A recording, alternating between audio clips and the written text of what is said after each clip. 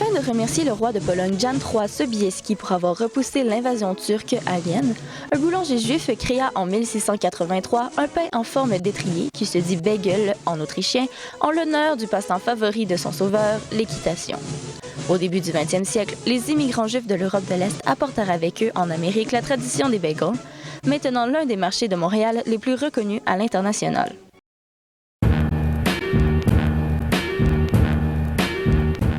Dans la métropole, à la découverte de cette pâtisserie, nous rencontrons un spécialiste du bagel qui partage ses connaissances sur le marché et l'histoire locale de ce pain qui a traversé les siècles.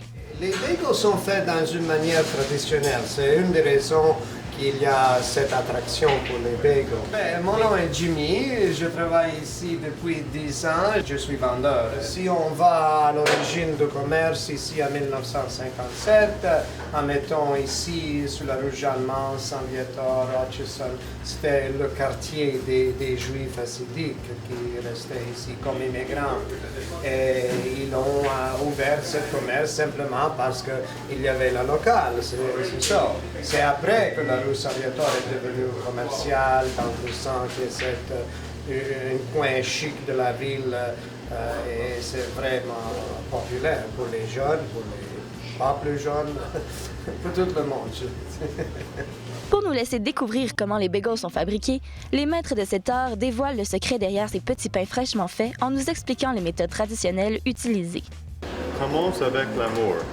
Si vous ne commencez pas avec l'amour, vous n'avez pas un bon produit. Les bagels sont faits avec la farine, il y a des œufs, il y a l'huile, il y a la levure, bien sûr.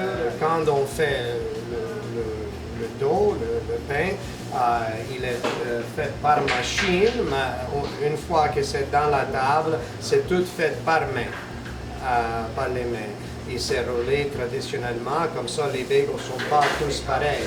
Et après, ils les mettent dans une eau avec le miel pour donner une certaine couleur, et pas plus de 2-3 minutes. Et après ça, ils vont dans le four, dans des longues tablettes qu'ils appellent shiba, qui c'est un mot juif qui est utilisé constamment. Dans ces shibas, il reste au moins 20 minutes, 20 à 25 minutes, et après ils sont prêts, ils sont jetés sur la table et prêts pour les gens. Pour les manger tout de suite, comme beaucoup de gens les aiment chauds, ou pour les apporter à la maison. La fabrication n'est pas la seule étape pour obtenir un bagel original.